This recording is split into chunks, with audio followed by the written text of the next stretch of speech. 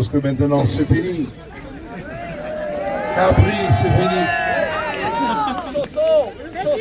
Non, non, non.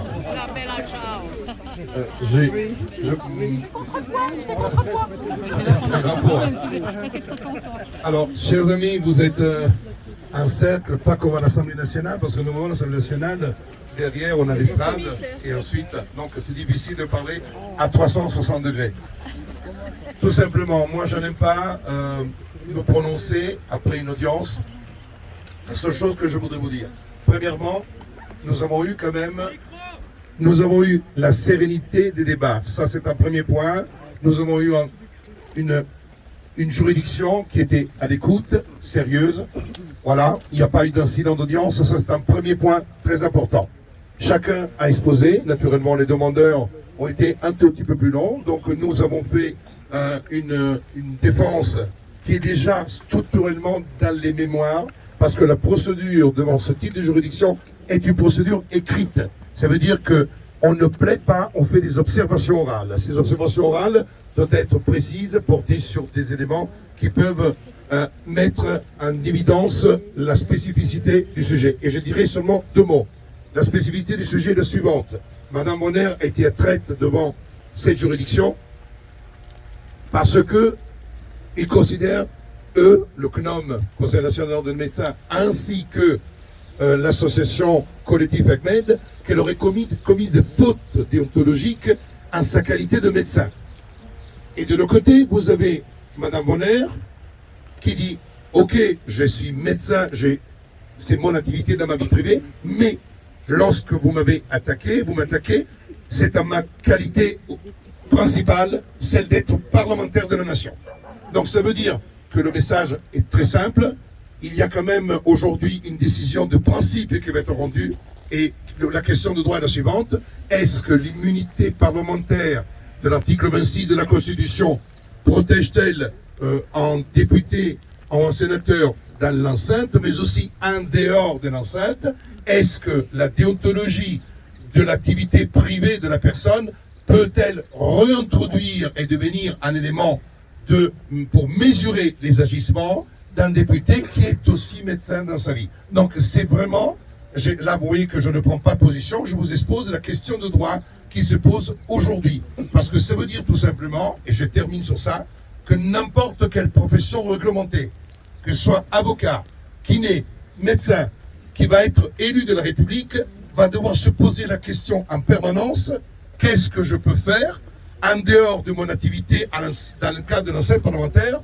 Si en tant qu'avocat, je me fais parce que j'ose critiquer le gouvernement, je vais être convoqué parce que, avocat dans ma vie privée, n'exerçant pas pendant le mandat, on va me dire tu n'avais pas le droit de critiquer le gouvernement parce que tu es un auxiliaire de justice. Donc c'est un vrai problème de droit. Et aujourd'hui, je vous l'assure, il n'existe aucune décision en France qui concerne les problèmes de la déontologie, que ce soit la déontologie des médecins ou des avocats, qui ont tenu des propos dans le cadre de leur vie, en dehors même de l'enceinte, qui ont fait l'objet de poursuites disciplinaires.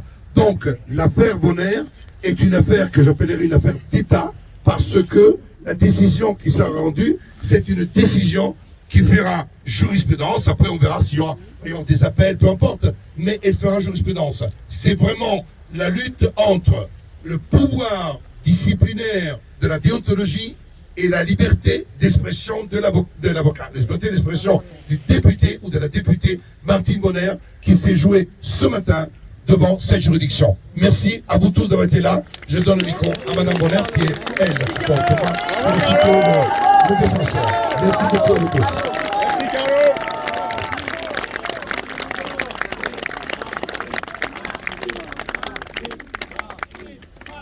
Alors, je suis émue parce que vous êtes là. Normal. Je suis émue parce que vous êtes là. Vous êtes très nombreux. Vous êtes venus. Bien sûr, c'était peut-être plus facile pour ceux qui sont assez près de l'Est. Il y en a qui viennent de très loin. Et vous n'avez pas compté, je sais, pour certains d'entre vous. Mais vous non plus. Vos Mais vous heures. non plus. Mais vous Vos non plus. heures. Non, mais moi On ne j'ai. compte rien, vous êtes Quand on aime, on compte pas. C'est vrai, quand on aime, on Vous nous compte avez pas. défendu, vous avez Vous n'avez pas défendu le compté peuple. vos heures de déplacement. Vous avez tous fait cet effort. Alors quand on dit mariage pluvieux, mariage heureux, j'avais demandé qu'il y ait de la pluie. Justement pour que tout se passe bien. On a eu notre dose. Hein.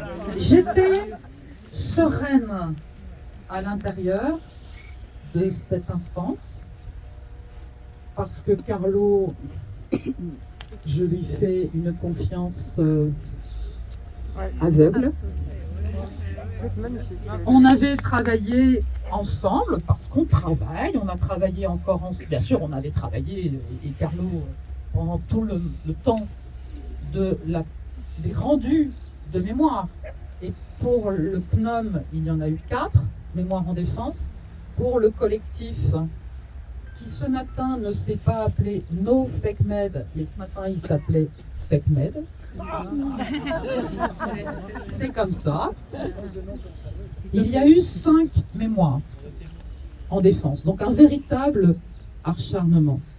Mais je suis rentrée sereine parce qu'on avait encore révisé quelques points hier.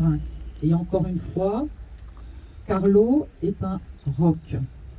Et Carlo connaît son métier d'avocat. Je sais que certains d'entre vous, quelques confrères, étaient à l'intérieur de la salle. Ça a été très difficile d'entendre certains arguments. Pour moi, c'était plus simple, parce que depuis le début de la crise Covid, ces mensonges n'ont été que le fil conducteur de tout ce qui a été exprimé par le gouvernement et que j'aurais dû accepter et me taire. C'est ce qui m'a encore été redit aujourd'hui, parce qu'ils n'ont pas arrêté de m'emmener ou de vouloir m'emmener sur le terrain de la médecine et sur le fait que j'aurais commis, je n'aurais pas respecté le code de déontologie. Ça a été quand même assez simple de leur expliquer que certes, j'avais encore, parce que c'était une de mes promesses de campagne en plus, j'avais encore une toute petite activité dans une association auprès de personnes poly- et pluri-handicapées, personnes qui, parce que je n'étais pas là pour faire de la médecine générale, mais je n'étais là que pour prendre en charge les difficultés comportementales et psychiques, toutes ces personnes, tous ces résidents ont tous été vaccinés. Je le déplore profondément. Il y aurait fallu laisser le choix. Mais quand on est face à des personnes poly- ou pluri-handicapées, ces personnes n'accèdent pas à la capacité de choix. Et ce sont la plupart du temps les tuteurs, les curateurs ou les familles qui décident à la place d'eux.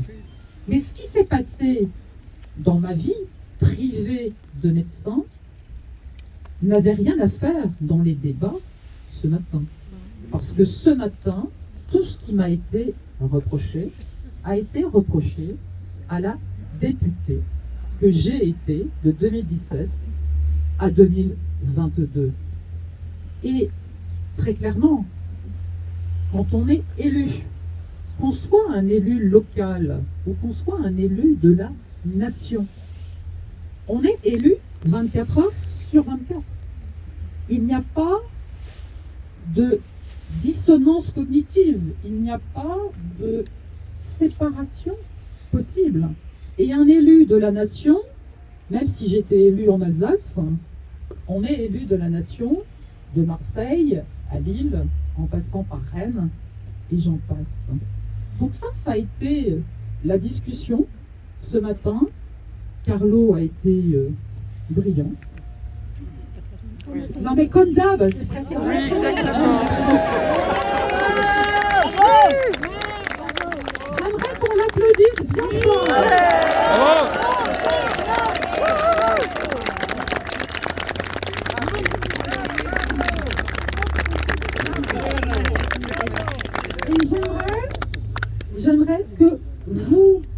applaudissiez vous-même. C'est important, D'accord. parce que vous étiez tous très nombreux.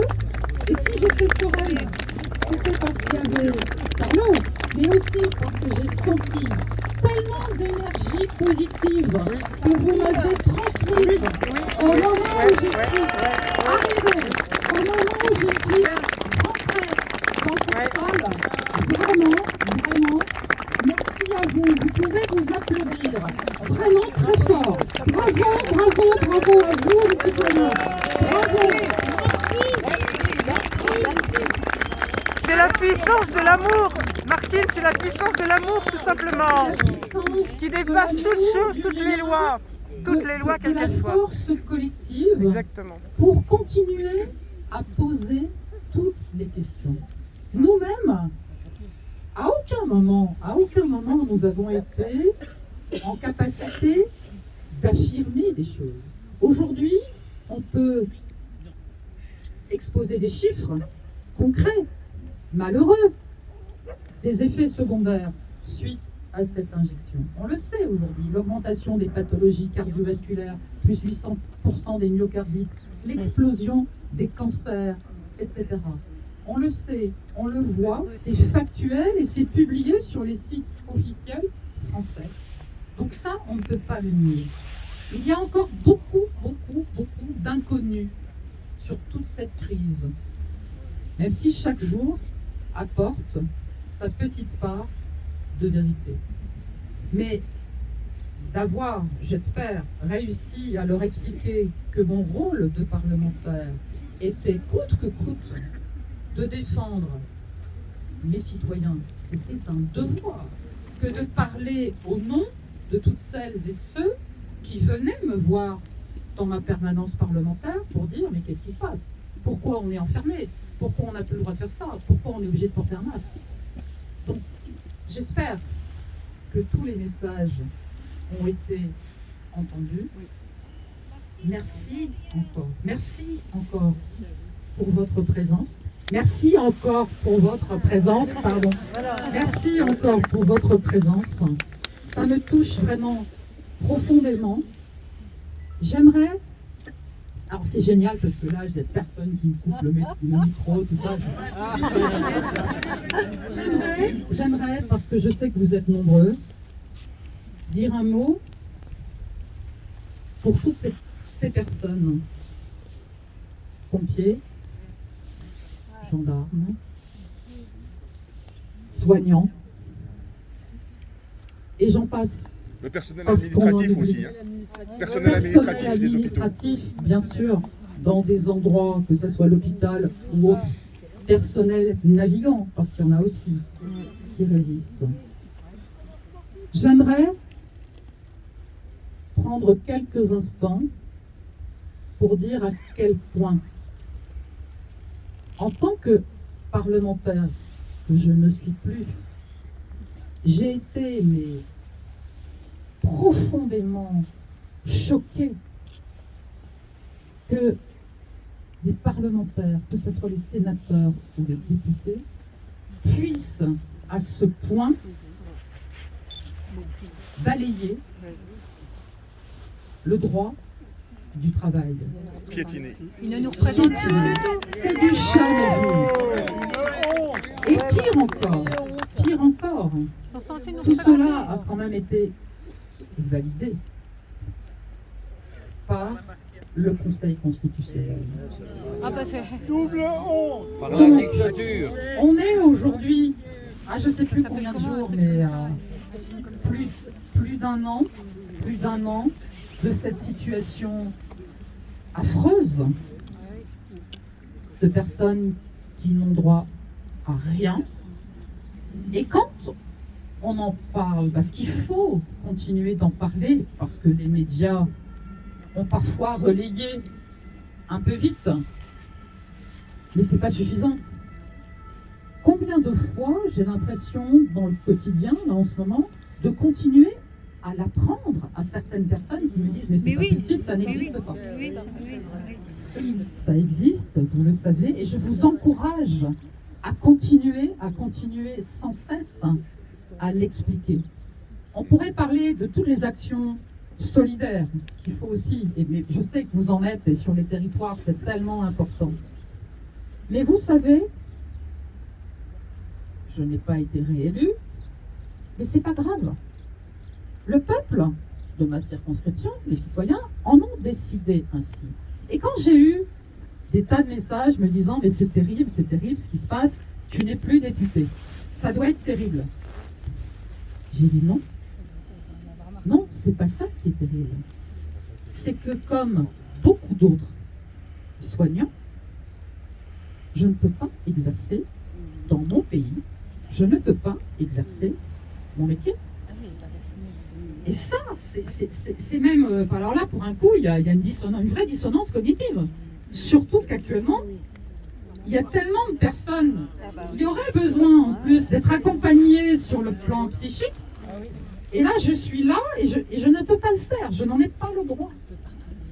C'est hallucinant. C'est révoltant. Donc, déjà, bravo à vous tous qui êtes dans ce cas et qui ne pliez pas. Vous êtes dignes. Vous êtes incroyablement dignes. Merci à vous. Parce que vous êtes les témoins.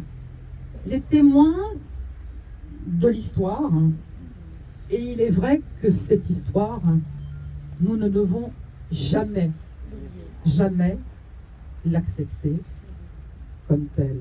Continuons tous ensemble, de façon solidaire. C'est très important pour nous-mêmes, pour nos enfants, pour nos petits-enfants, mais aussi pour tout le respect que l'on doit à tous nos anciens qui se sont tellement battus pour nous, pour nos libertés. Alors merci à vous d'être là, merci Carlo, et puis on va attendre, on nous a informé que ça serait le 25 novembre, le rendu. Merci. Merci. Encore 2 minutes, s'il te plaît. Si je peux me permettre. Voilà, j'ai été nommé intermédiaire pour remettre cette carte de personnes du 78 qui ont tous signé et mis des petits mots. Voilà, je te la laisse, tu pourras la lire. Merci beaucoup. Je voulais encore dire un petit mot parce qu'il y a eu un travail absolument incroyable. C'est mon petit doigt qui m'a dit plein de trucs pour organiser ce moment, pour organiser ce rassemblement. Il y a eu une énergie absolument incroyable déployée. Merci à tous les organisateurs et organisatrices. Vraiment un grand merci. Merci aussi. Alors c'est vrai que je suis sûre que vous avez dû être un peu frustrés parce que je suis sûre que vous auriez eu envie de chanter, envie de parler très fort. On ne pouvait pas le faire. C'est vrai qu'on entendait tout passer dehors depuis la salle. Et bon, il fallait respecter les débats, l'audience, le magistrat et les personnes qui étaient là. Et merci à vous encore. J'espère que, parce je sais qu'il y avait beaucoup de prises de parole, j'espère que tout le monde a pu s'exprimer. Super. Vraiment super. Alors moi, il faudra que je regarde tout ça et que j'écoute tout ce qui a été dit. Et je ne sais pas s'il faut dire à bientôt. Alors surtout pas devant la chambre. Surtout pas devant la chambre, encore moins à Paris devant le CNOP. Mais sur d'autres chemins de vérité et de liberté. Merci à vous.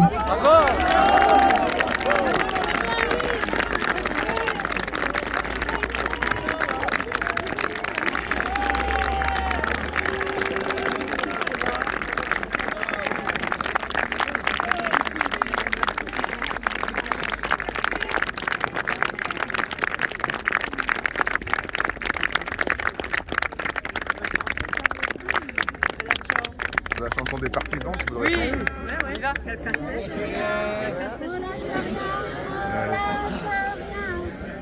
Bonjour à tous, merci Martine de me donner la parole. Donc, je me suis présenté avec EPL contre Olivier Véran à Grenoble au mois de juin. Il est gonflé, Voilà. il est gonflé. Et donc Martine me donne l'opportunité d'annoncer un événement qui est important. Le 10 décembre, jour de la Déclaration internationale des droits de l'homme, avec la Ligue nationale pour la liberté de vaccination, avec Children's Health Defense de Robert Kennedy Jr., avec le REVAV, avec Cécile Machiac du Doc Toton, avec les Mamans Louves, avec beaucoup d'autres partenaires, le collectif Liberté Santé, InfoCovid, etc. On lance un mouvement national et international justement de témoignages qu'on a choisi d'intituler 10 décembre 2022, un jour pour témoigner et pour changer l'histoire. L'idée, il y a Action de Sang Perpignan qui sont dedans, il y a aussi des collectifs 77 et Télévision Alliance du Peuple. L'idée, c'est qu'on sorte par milliers, par dizaines de milliers, avec des portraits à un, des personnes qui ont été vaccinées et qui sont mortes, comme j'en ai un là ici. Juste ici. Voilà, là, voilà, par exemple, ici on amène, voilà. Et en fait, on bosse aussi avec Verity France, la famille de Marc, voilà, Marc Boyer, voilà, de Maxime, etc., etc. Voilà. Donc on a les droits sur les portraits et on va en avoir de plus en plus parce qu'on travaille aussi avec Can We Talk About It, qui est une ONG anglaise, et beaucoup d'autres. Non, la photo. Voilà. Donc l'idée, c'est que des dizaines de milliers, on soit dans toutes les villes françaises et toutes les villes aussi, qu'on pourra européennes, avec